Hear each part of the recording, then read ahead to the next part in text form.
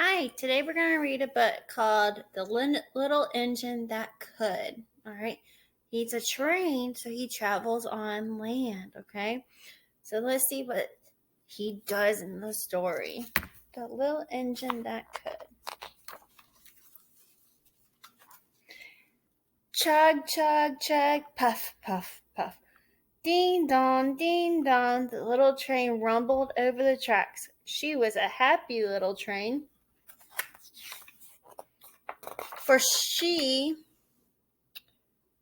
had such a jolly load to carry. Her cars were filled full of good things for boys and girls. There were toy animals, giraffes with long nets, teddy bears with almost no nets at all, and even a baby elephant. Then there were dolls with blue eyes and yellow curls, dolls with brown eyes and brown bobbleheads, and the funniest little toy clown you ever saw. And there were cars full of toy engines, airplanes, tops, jackknives, picture puzzle, books, and every kind of things boys or girls could want. But that was not all. Some of the cars were filled with all sorts of good things for boys and girls to eat. Big golden oranges, red cheap apples, bottles of creamy milk for their breakfasts, fresh spinach for their dinners, peppermint drops, and lollipops for all after meal treats. The little engine was carrying all these wonderful things to the good little boys and girls on the other side of the mountain. She puffed along merrily. Then all of a sudden she stopped with a jerk. She simply could not go another inch. She tried and she tried, but her wheels would not turn. Uh-oh. What were all those good little boys and girls on the other side of the mountain going to do without the wonderful toys to play with and the good food to eat? Here comes a shiny new engine, said the funny little clown, who jumped out of the train. Let us ask him to help us. So all the dolls and toys cried out together. Please, shiny new engine, won't you please pull our train over the mountain? Our engine has broken down, and the boys and girls on the other side of the mountain won't have any toys to play with or good food to eat unless you help us.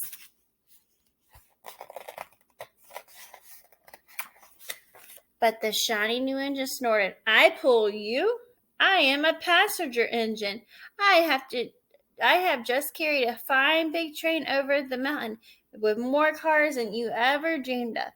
My train had sleeping cars and comfortable berths, a dining car where waiters bring whatever hungry people want to eat, and parlor cars in which people sit in soft armchairs and look out of big plate glass windows. I pull the likes of you? Indeed not. And off he steamed to the roundhouse, where engines live when they are not busy. How sad the little train and all the dolls and toys felt. Then the little clown called out, the passenger engine is not the only one in the world. Here is another engine coming, a great big strong one. Let us ask him to help us. The little toy clown waved his flag, and the big strong engine came to a stop. Please, oh please, big engine, cried all the dolls and toys together. Won't you please pull our train over the mountain?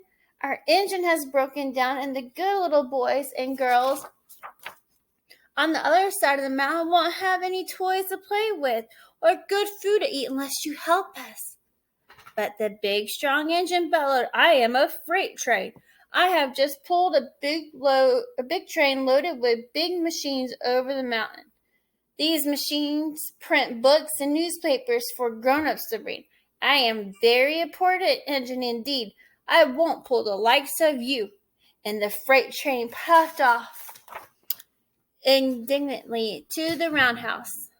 The little train and all the dolls and toys were very sad. Cheer up, cried the little toy clown. The freight train is not the only one in the world. Here comes another. He looks very old and tired, but our train is so little, perhaps he can help us." So the little toy clown waved his flag, and the dingy, rusty old engine stopped. "Please, King Engine," cried all the dolls and toys together, "won't you please pull our train over the mountain?